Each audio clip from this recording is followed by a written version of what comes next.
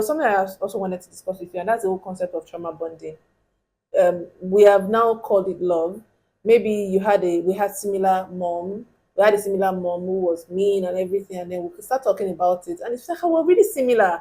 And before you know it, we start hanging out and emotions creeping, and we think we're in love. But at the end of the day, when we take away that, oh, my mom is this, my mom is that, we really have nothing in common. And that's what we're seeing nowadays. Once you see someone that has something in common with you, think, oh, kindred spirit, maybe this is my soulmate. What do you think about that? No, I learned something from a doctor a few years ago. I went to the hospital to take care of, to see somebody. And that hospital was a specialist hospital for bonds, fire accidents. So they put the people who had those bonds in the same place.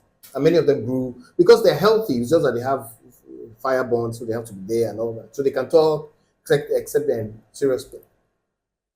And emotions grow in those kind of environments. Yeah, they're in love. No, not necessarily love, but they become connected from the same experience of fire bonds or chemical bonds, and they're there for months, and then the support. Unfortunately, many of them pass away from their first degree bonds and all that. And you find the other one crying. Because they've grown from each other. Yeah. And that happens a lot in those kind of situations. That's the same thing you're talking about. Yes. I don't know the person in real life.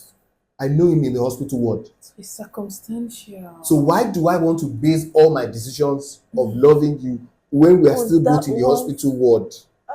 We are still in the hospital ward together. Then we have all concluded that we love each other.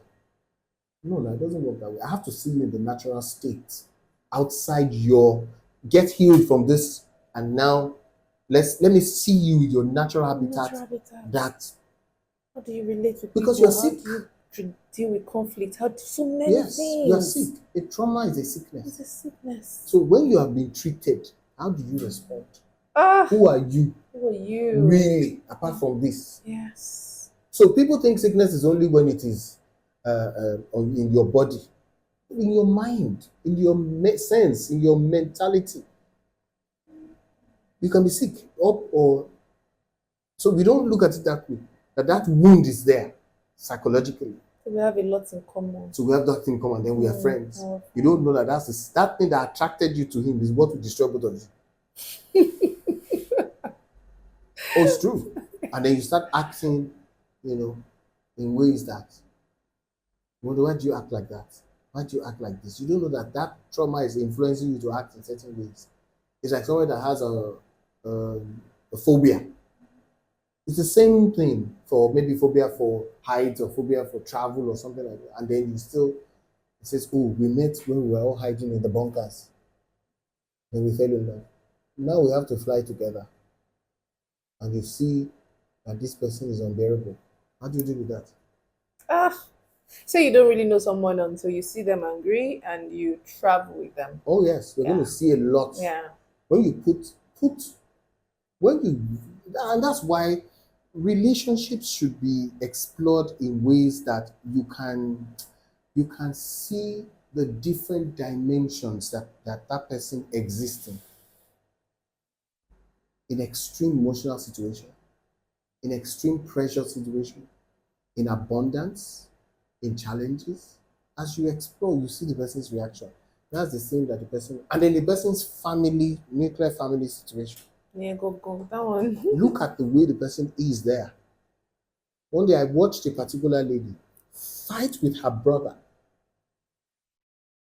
And then she said she wants to marry my friend. I was so dumbfounded. If you can fight with your brother with such energy, passion, rage, bitterness, who is this guy that you want to marry? You finish him. Say, what? This is inside you? So I asked the guy, have you ever seen her in that condition? He said, no, she's very loving. I said, hey. Go to their house. Make sure you don't go out on dates. Always go to their house. Meet her in a natural state until something triggers her again and you see what I saw. Because I can't tell you not to. You're an adult. You have to make your choice. You're easy to settle quarrel. You make your own choice, but make Yeah. sure you see her in it. And I didn't say exactly what happened. Just look at this in the natural state. Did he see? Oh yes, he saw it, and he still chose to go along. Okay, so that's on So you. there's no problem. Yeah. So when the drama started, one You day he called saw me. I this. said, "Bros, why are you calling me? Deal with it. Ah, I'll take her to hospital." So this is, I heard a story of something similar where when a girl is upset, she will look for stuff around to break. Like, she just always wants to destroy things anytime she's upset. Then the guy was like, "Mm, but she's really loving, she's kind. People like that are always on the everything is always extreme to them." We'll kill him one day. So what he even did, he relocated, but she was still in Nigeria, was still working on her papers. And she called him one day and said, "Why have you not completed this documentation for me? Why am I still here? I give you till November. If you don't come and carry me out of here, I'll do something that you won't like." And the guy was like, "Ah, boy, I'm okay." Okay. Of course, this November came, and she removed all her things from the house, then left the guy's things in the house. Guy bought the house, bought cars and everything, and burnt everything. Oh my God. Like the cars, his documents, everything. Maybe Like, she's loving. burnt it and left. I said, and recorded. "I told you I was going to do something drastic if you don't come. See, I burnt everything." Mm. Yeah. Mm. And the guy said, "Ha." I said, "But you saw this thing coming. Any small fight, this guy wants to break So something." when you are looking at issues from a, I love him, I love her, you don't know that he's going to beat the hell out of you. You see, Because these people can be really loving, sir. I know When they go above and even we say, "Hey, your motor," it's babe, compensation. yeah, It's a oh, compensation issue. compensation. Okay. So I know I can go extreme. I can Yes. do really bad stuff. So Yes. let me do all the loving stuff to compensate. Put things in the bank. So I gave you a dirty slap yesterday, but I will treat you well today so much you forget the dirty slap. Yeah. So I've learned how to compensate and provide that compensation for you. But you see, the concept of compensation means I've done you bad, then I'm giving you in that regard. So you don't want to go through that. You want to ask yourself hard questions. Is this person okay? Is this person well? Has this person gone through things that we need to investigate together? Wow. Then you check it out. But many people are not asking her. You see, when we were growing up, our mothers used to go and do, when we want to get married, they go and do investigation. So I prayed from 5 pastors, and it was his name they kept. Oh my God! They said he's the one. Not just that, Yeah. they will go and check. They have madness in their house. Yeah. Are they aggressive people? Are They don't do that people? anymore. Because in those days we'll do all that. And because the families romance? the families were in recognizable form. Somebody would know somebody that knows somebody who will go and check that family in No, this state how and many all can that, you know? and check who is his brother, who is his uncle. And then when you do the first in Yoruba land, when you do the first know me, I know you. That's when we start checking. Hey, no, we know these people. We want family. We're not going there. Or these people are this or that and all that. But nowadays, I don't know whether they still do it. I don't think so. I don't know. But think it's something that I think people from influential homes still do you that. still have to do They it. still do You that. know, you still have to check out this place you want to go to. These are the things. Because the culture and the way people grew up influences the way they will come to you as adults. They will come to you as a certain person as an adult. So that's the person you have now carried. And imagine that dilemma that you're going to have. And the person doesn't even see it. Person, any small thing, the person can be aggressive, can be a fighter, it can be this, it can be that. So knowledge, like I said earlier, so sit down and understand the concept of relationship. Look at stuff. And then be careful who you're listening to. Be careful of the Bible you're reading. Very, very careful. Because people might be different. Influencers have agendas. And they are coming from an agenda that is transgender. Thank you so much for a very insightful conversation today. I know that nowadays a lot of young people are dating for the wrong reasons. And I am a firm supporter of it's okay to make your mistakes and learn from it. But at the end of the day, just really know who you are if you know who you are, of course, if you're secured in yourself, there are mistakes you will not make. You'll be able to Mhm. see through what people are not saying and ask the hard questions, like you said. Mhm. Because I think that's the biggest challenge right now. People are scared to ask the hard questions because they know that if they ask the hard questions, that might be the end of the relationship, but they don't want it to end. Like, at least I have someone. At least there's no husband outside. That at least I have Yes. someone Yes. is minimalist and is the beginning of always accepting The barest minimum. barest minimum and total disregard, disrespect, and dishonoring. Okay. Okay. That is the beginning of it. That's the Because at beginning of least it. I have At somebody. least I So the have person someone. offers you minimalist relationship, you accept. I was going to ask that. How do you train yourself to not accept the barest minimum if all your life that is all you're used to? How do And you then get to the point where you say, because nowadays, if you say, "Oh, I love gift giving," ah, go digger. You like rich gift giving. Everybody like gifts. Women are money, and you don't want to be tagged that way. So you hide under, just treat me well, or just you don't want to say exactly what you want for the fear of being tagged or for the fear of being shamed. mhm. Yeah, and I think that's actually a major challenge. So how do you actually get to that secure place where you're like, I like money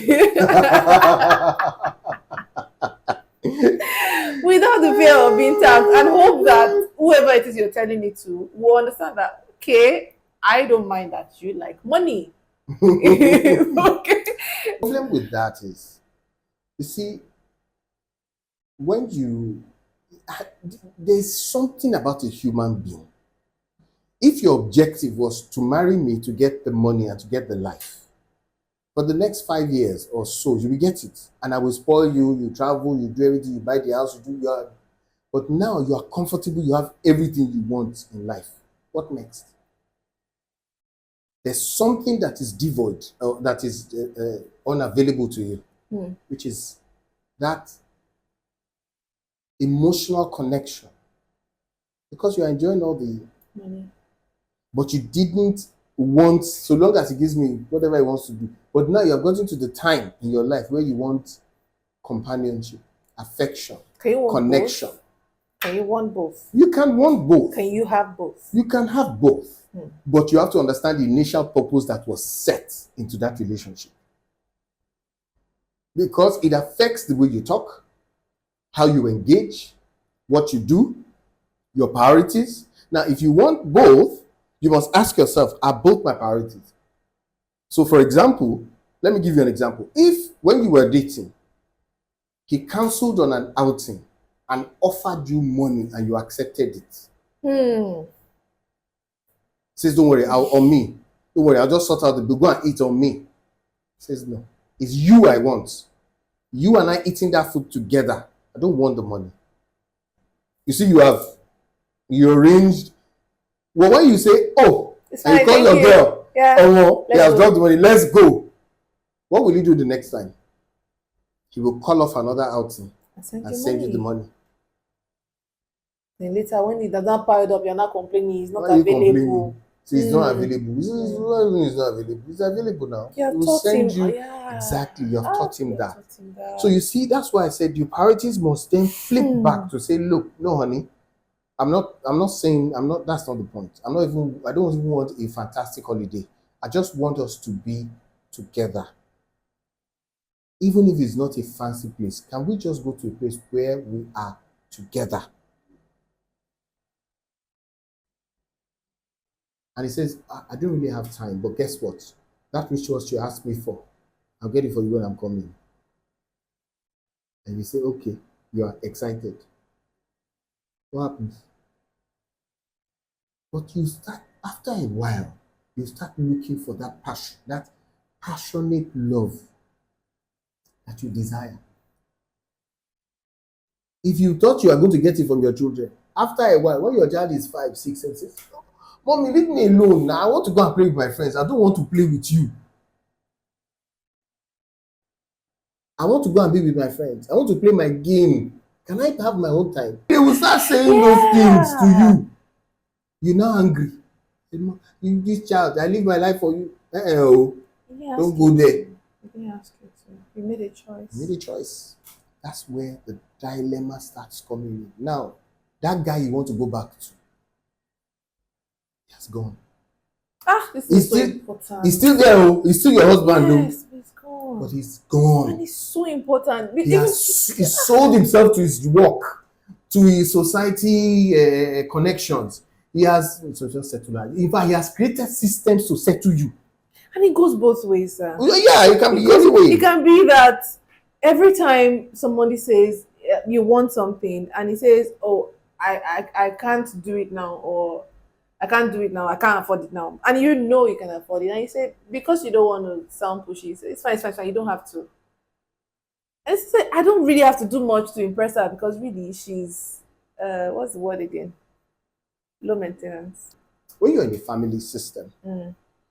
let's say you live apart in two cities, you and your spouse live in two cities, and you travel once a month or something like that. When you are going home, what is your biggest gift to your family?